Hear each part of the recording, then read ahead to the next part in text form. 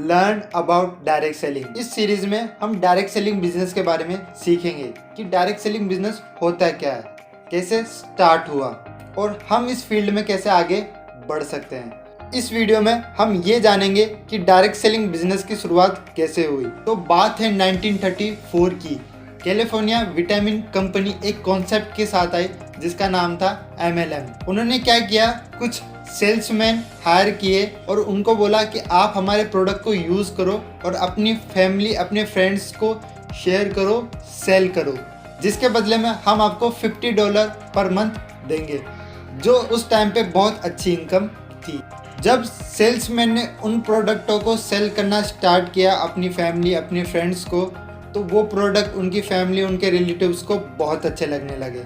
उनके जो रिलेटिव्स थे उन्होंने ये सोचा क्यों ना हम भी इससे थोड़ी बहुत इनकम करें, तो उन्होंने बहुत सारे प्रोडक्ट होलसेल में खरीदे और उनको सेल करना स्टार्ट किया। उसके ठीक 9 साल के बाद इन 1943 कैलिफोर्निया विटामिन कंपनी ने अपना नाम चेंज करके न्यूट्रीलाइट कॉर्पोरेशन रखा और उसी टाइम पे first MLM compensation plan launch हुआ। अब कोई भी इंसान न्यूट्रीलाइट कंपनी को ज्वाइन कर सकता है एज अ सेल्समैन और मल्टी लेवल्स में इनकम कर सकता है। In 1949 J Van Andel and Richard Marvin DeVos Nutrilite corporation को ज्वाइन किया।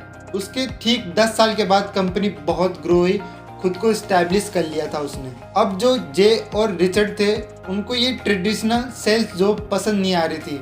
उनका ये मानना था कि मेहनत तो हम करते हैं और फ़ायदा बहुत ज़्यादा कंपनी को होता है, हमको इतना फ़ायदा नहीं मिलता जितना मिलना चाहिए। और 1959 में उन्होंने डिसाइड किया कि हम खुद की एक MLM कंपनी बनाएंगे जिसे आप और हम जानते हैं एमवे के नाम से।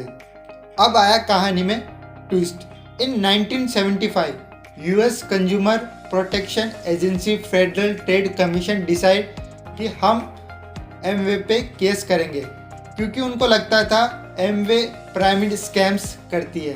अब पिरामिड स्कैम्स होते क्या हैं? जब कोई कंपनी बिना किसी प्रोडक्ट के सिस्टम को सेल करती है उसे कहते हैं पिरामिड स्कैम, क्योंकि उस टाइम पे बहुत सी पिरामिड स्कैम्स करने वाली कंपनी थी जो MLM का नाम यूज़ किया करती थी।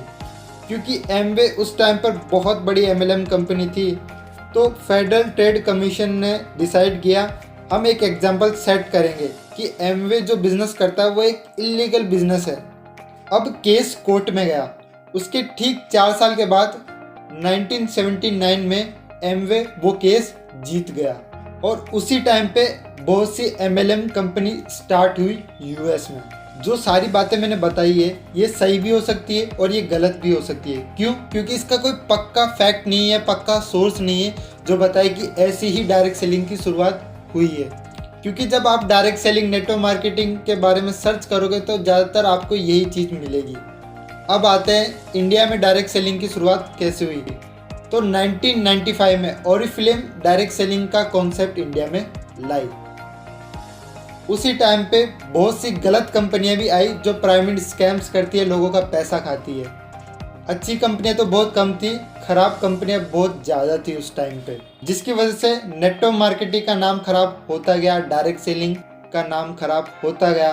गवर्नमेंट की नज़र तब गई जब शारदा स्कैम हुआ। लगभग 17 लाख लोगों का पैसा डूब गया।